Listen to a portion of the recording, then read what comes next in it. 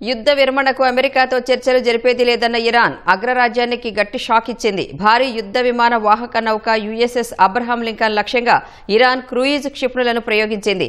దక్షిణ ఇజ్రాయెల్తో పాటు Kuwait, Saudi అరేబియాలపైన శక్తివంతమైన క్షిపణులతో విరుచుకుపడింది. టెహ్రాన్ సహా పలు ప్రాంతాల్లో ఇజ్రాయెల్ జరిపిన దాడుల్లో 12 మంది మృతి చెందారు. ఇప్పటి వరకు 15,000 బాంబులు వేసినట్లు ఐడీఎఫ్ ప్రకటించింది.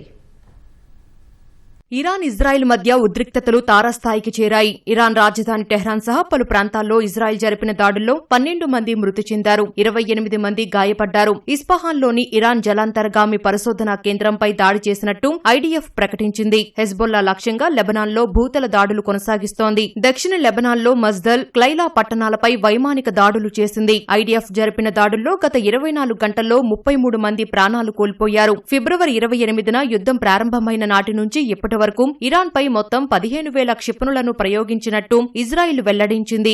ఇరాన్ కూడా గట్టిగా ప్రతిఘటిస్తోంది. దక్షిణ ఇజ్రాయిల్, కువైట్, సౌదీ అరేబియాలపై పెద్ద ఎత్తున క్షిపణులు, డ్రోన్లతో విరుచుకుపడింది. టెల్లవీవ్లో ఇంటెలిజెన్స్ కేంద్రాలే లక్ష్యంగా ఖైబర్ షెకాన్, ఎమాద్, సెజ్జిల్ వంటి శక్తివంతమైన క్షిపణులతో దాడులు చేసింది. వాటితో పాటు భారీ సంఖ్యలో కామికేజ్ డ్రోన్లతో విరుచుకుపడింది. ఇజ్రాయిల్ గగనతల రక్షణ వ్యవస్థలను ఛేదించుకుంటూ ఇరాన్ క్షిపణులు రామత్ గన్, నెగెవ్లోని సైనిక, వాణిజ్య కేంద్రాలను తాకాయి.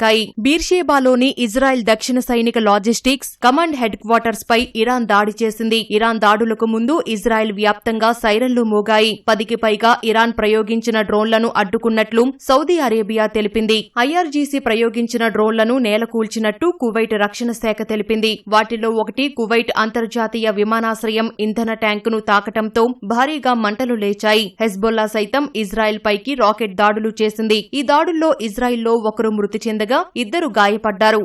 యుద్ధ విరమణపై చర్చల ప్రసక్తే లేదన్న ఇరాన్ అగ్రరాజ్యానికి గట్టి షాక్ ఇచ్చింది. అమెరికాకు చెందిన భారీ యుద్ధ విమాన వాహక నౌక యుఎస్ఎస్ అబ్రహాం లింకన్ లక్ష్యంగాను ఇరాన్ క్రూయిజ్ క్షిపణులను ప్రయోగించింది. తీర ప్రాంతం నుంచి ప్రయోగించే అత్యాధునిక ఖాదర్ యాంటీషిప్ క్రూయిజ్ క్షిపణులను అబ్రహాం లింకన్ పైకి ప్రయోగించింది. తమ దాడుల తీవ్రతను తప్పించుకునేందుకు ఆ భారీ యుద్ధ నౌక తన స్థానం మార్చుకుందని టెహ్రాన్ పేర్కొంది. యుద్ధ విమాన వాహక నౌక కదలికలను నిరంతరం పరిశీలిస్తున్నట్లు తెలిపిన ఇరాన్ తమ క్షిపణి పరిధిలోకి వస్తే మరిన్ని దాడులు చేస్తామని హెచ్చరించింది. శత్రువులు పశ్చాత్తాపం చెందే వరకు దాడులు కొనసాగుతాయని ఇరాన్ విదేశాంగ మంత్రి అబ్బాస్ అరాగ్చీ స్పష్టం చేశారు. చైనా విదేశాంగ మంత్రి వాంగ్ యీతో జరిగిన ఫోన్ సంభాషణ సందర్భంగా అరాగ్చీ ఈ వ్యాఖ్యలు చేశారు. తమ సార్వభౌమాధికారాన్ని, ప్రాంతీయ సమగ్రతను కాపాడుకోవటమే కాకుండా శత్రువును దెబ్బతీసే వరకు విశ్రమించబోమని పేర్కొన్నారు. ముఖ్యంగా పర్షియన్ గల్ఫ్, హర్ముజ్ జలసంధిలో అశాంతికి అమెరికా, ఇజ్రాయెల్ చర్యలే కారణమని అరాగ్చీ మండిపడ్డారు.